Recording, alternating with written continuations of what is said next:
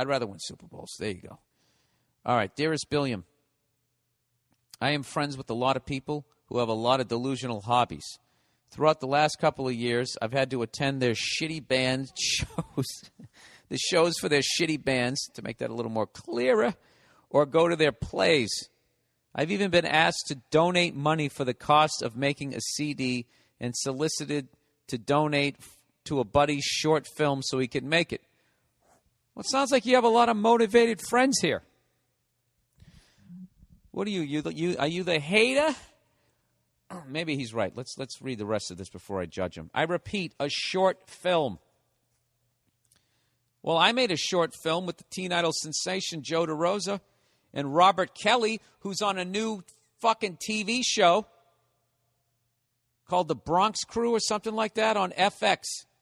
Like, no joke. He's like the lead in a goddamn TV show. Bobby! Huh? You know how great it is to see that for him? I've watched that man for 20 years on stand-up, doing plays and all that type of shit. And he hung in there, and he kept swinging. He put his fucking head down, and bang, look at that.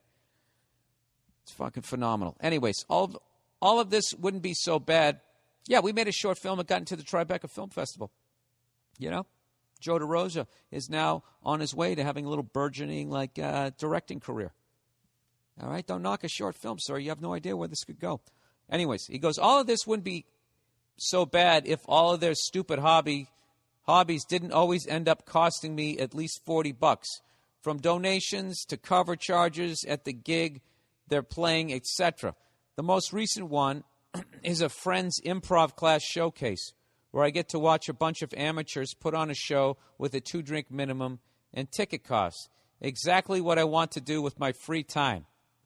Now, my question is, can I just start a blanket policy of not going to any more of these and not donating without coming off like a complete dick?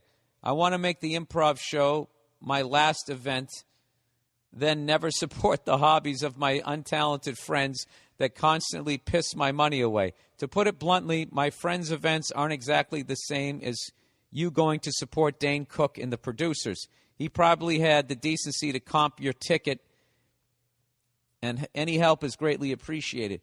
Well, dude, what you have to understand is that Dane didn't start off starring in the producers at the Hollywood Bowl. We did open mics in shitty restaurants, and we had to learn how to do stand-up. Look, if you're always having to go to these things, I understand that, but, you know something? I wouldn't want you to come to my show if I was starting out. You just seem really, annoyed by the whole thing. You're going to have a negative vibe, and I just would feel like I would be on stage as I'm trying to learn how to do stand-up, and I would look out at you, and you would have, your eyebrows up, gee, are you done yet? Really? You thought that was funny? You wouldn't even be smiling. You'd just be staring at me like, was that the last one? Can I go now? Can I leave? Sir, it sounds to me like you need a hobby. All right? You need more of a social life, and then you wouldn't have time to go to all your friends' plays and all this stuff. I find it weird that you don't do any of this shit. That you have people making short films, people in bands, and people in improv classes. You're kind of spanning the performance rainbow there. Yet, do you perform? Do you want to perform? Why aren't you a performer if you hang out with all these performers? I don't understand what's going on with you, sir. Did you go to some high school for the gifted, and by the time you realized that you weren't gifted, it was too late, and you just stayed there? So now you're going to school with all these future Fiona Apples and all that type of shit, and you're going to watch them play an acoustic set at the corner of some Subway franchise, and you've had it? I don't know what it is, sir, but you know what? Be your own goddamn man. Just say, listen, I don't fucking want to go to any of your shit anymore. All right? I don't have the money or the time. I would rather see the completed. Call me when you make it and give me a free ticket. And then you can be the guy when they do the early days. You'll be that guy. You'll be in one of those documentaries where nobody from the band. That's always like a major red flag when they're doing a documentary on a person, like an actor or a band or an athlete, and that person, the subject isn't in the documentary, and neither are any of the person's immediate friends. And then they always go to a guy like this guy, like, yeah, I used to see him go on in front of fucking two people. You'll end up being that guy. You know? Well, this is the thing, sir. If any of those people make it, you better not be that douche who said, I always believed in you.